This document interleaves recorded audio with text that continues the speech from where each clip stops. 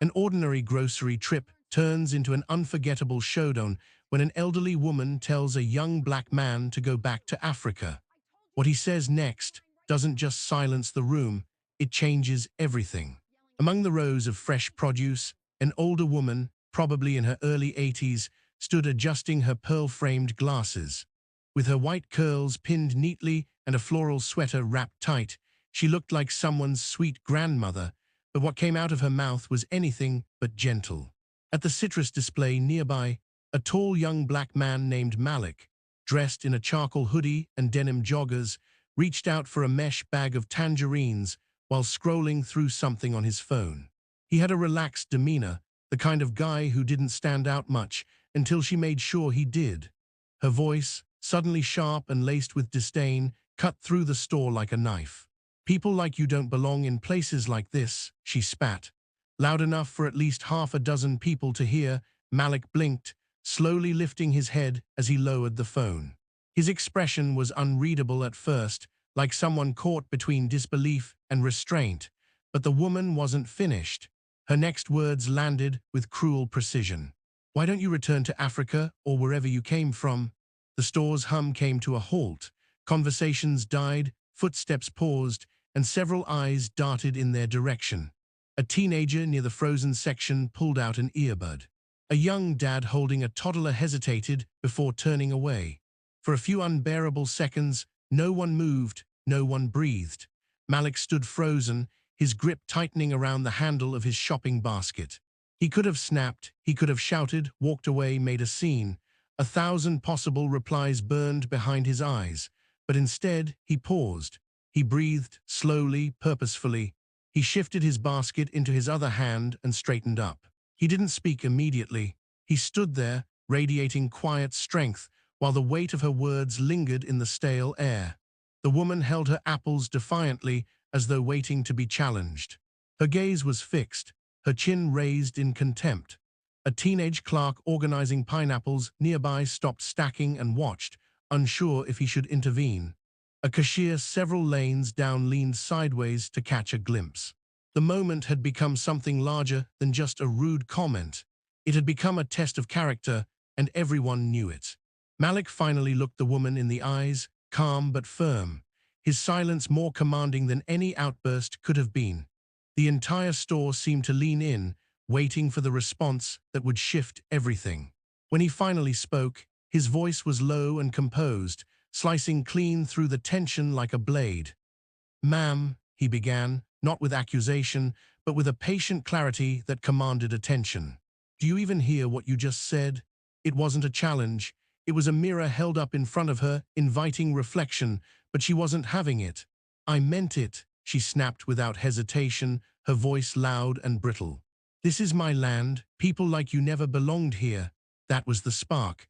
A young man near the cereal shelves gasped, and a ripple of murmurs stirred through the growing crowd. Still, Malik didn't flinch. He didn't yell or step forward. Instead, he stood firm and still, letting the silence bloom around her statement, allowing it to sit heavily in the ears and hearts of everyone nearby. "Okay," he said after a pause, nodding slowly, his tone steady and impossible to ignore. "Let's go there since you insisted." It wasn't anger in his eyes, it was something more powerful, resolve. He gently lowered his basket to the floor, a simple motion that somehow made the room feel smaller, tighter. His stillness drew people in like gravity, including those who had been pretending not to notice. Fixing his gaze on her, not with hatred, but with a quiet intensity, he began. "You say I don't belong here," he said evenly, "but let me tell you where I come from." Each word was weighted, deliberate. "My great-great-grandfather was born in Louisiana. He tilled soil he could never own, worked sunup to sundown just to give his children the slightest edge in life. Before him, his father was chained and dragged from the shores of West Africa, forced into labor to help build this nation, your roads, your farms, your economy." She said nothing now, her lips pressed tight. Around them, not a single cart moved. A woman with a toddler stopped mid-step. A man near the dairy section lowered his coffee to listen. "My grandfather," Malik went on, his voice gaining quiet force, "served in the Korean War. He wore the uniform, risked everything for the stars and stripes, only to come back and be told he couldn't eat in the same restaurants or sleep in the same hotels. And still, he stayed. Because he believed in what this country could be. The store felt suspended in time, the usual drone of refrigerators now eerily hushed. My mother is a librarian. She spent 30 years making sure kids, no matter where they're from, have a chance to learn. My father's a bus driver, the kind of man who would pull over without a second thought to help someone, yes, even you. If your tire blew out on a cold night, he paused, letting that image land. So when you tell me I don't belong, he continued, his voice thick with something deeper now, something unshakable. When you suggest I should go back to somewhere I've never been, you're not just wrong, you're ignoring the truth. My family has earned every piece of ground we stand on, in labor, in service, in sacrifice. Her face flushed, hands trembling as she clutched the apples like lifelines. Her mouth opened slightly, but the words never came. Malik stepped back, never losing his composure. I could have just walked away, he said, turning to address the quiet crowd now watching him in stunned silence. But that solves nothing. Silence doesn't cure ignorance. We're all responsible for making this better, for stopping things like this before they start. The silence that followed was profound. No one moved. Her face was a storm of confusion, embarrassment, and something else, something like regret. Anger, discomfort, and something more complex, perhaps regret, washed across her face, her eyes darting from one face in the crowd to another, searching desperately for agreement, for support, but none arrived. It was a man in his late 40s, wearing a faded Yankees cap, who finally stepped forward. He's right, he said, his voice calm but firm, slicing through the silence. We're better than this. His words seemed to unlock something. A woman by the freezer aisle, silver-haired and trembling slightly, nodded as she spoke. My brother fought in Korea, she said softly. He always told me that the only color that matters is the one we all bleed. The energy shifted. A young employee behind a checkout lane, couldn't have been older than 21, raised her voice from across the store. That was powerful, she said, blinking back emotion. Thank you for standing up like that. The older woman, once defiant, now looked shaken. Her hands gripped her cart like it was the only thing keeping her grounded.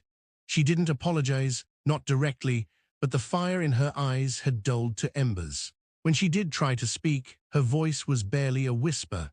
I didn't mean, she began, faltered, and let the rest dissolve. Malik turned to her once more, his expression now softened but unwavering. It's not just about what you meant, he said gently. It's about what people hear and how it lands.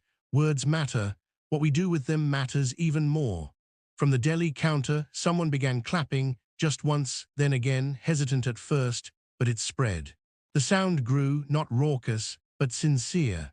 Applause rippled through the store, not just for the eloquence Malik had shown, but for the strength it took to answer cruelty with grace. The woman looked around once more, her face pale and uncertain, then slowly pushed her cart toward the automatic doors without saying another word. A few people came over, placing hands on Malik's shoulder or offering brief, heartfelt nods. Thank you for saying what most of us couldn't, a woman whispered as she passed. Malik gave a small smile, lifting his basket again as if closing the chapter. Sometimes it's not about arguing, he said quietly, almost to himself. It's about making sure the truth has a voice. Gradually the crowd dispersed, but something had shifted. The usual rhythm of the store returned, but with a new tone, subtler, more introspective. Some shoppers looked contemplative, others moved with quiet reverence, and it was clear the moment had left a mark. Malik continued his shopping, unhurried, like someone carrying not just groceries, but the weight of what had just transpired. At checkout, the same young cashier scanned his items and looked up with a timid smile. What you said earlier, it meant a lot, she said. Not many people could have handled that the way you did. Malik smiled in return, voice warm but calm. Sometimes grace is the only way to be heard. Anger just builds more walls. As he stepped outside, the evening sun painted golden streaks across the asphalt, casting long shadows between the cars. Walking to his vehicle, Malik noticed the same elderly woman seated inside hers, hands clenched on the steering wheel, staring out into the distance. For a second, he considered approaching her, but something in her expression told him the words had already reached her, and some truths needed time to settle. That night, as Malik sat across from his father at their kitchen table, recounting the day's events, his father listened quietly, nodding slowly, his weathered hands folded on the wood, his silence deeper than words. "You handled it the right way, son," his father said at last, his voice low but full of pride.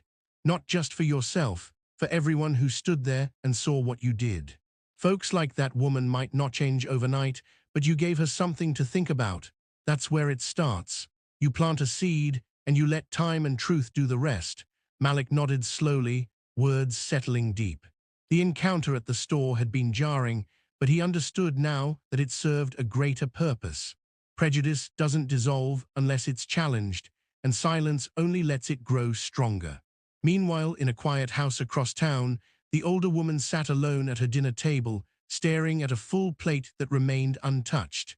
Malik's voice echoed in her mind, not the tone, but the weight behind his words. They sliced through years of assumptions she had never thought to question.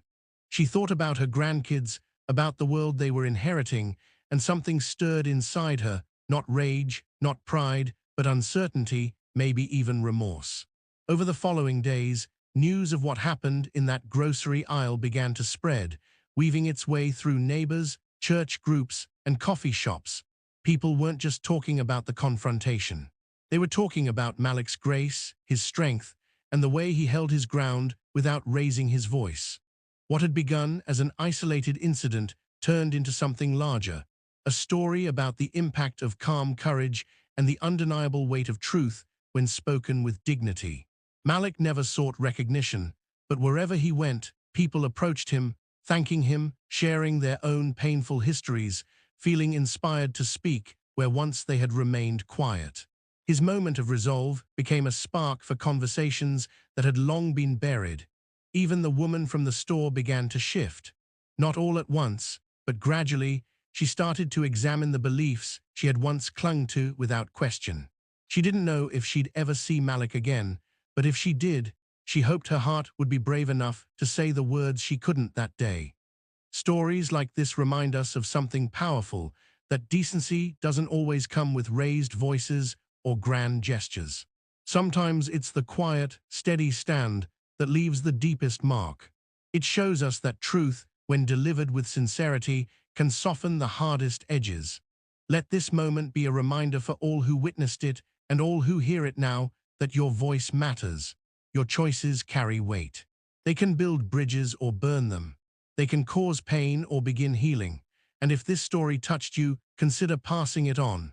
Like, subscribe, and share, because spreading messages of empathy, strength, and unity is how we shape a better world, one moment at a time.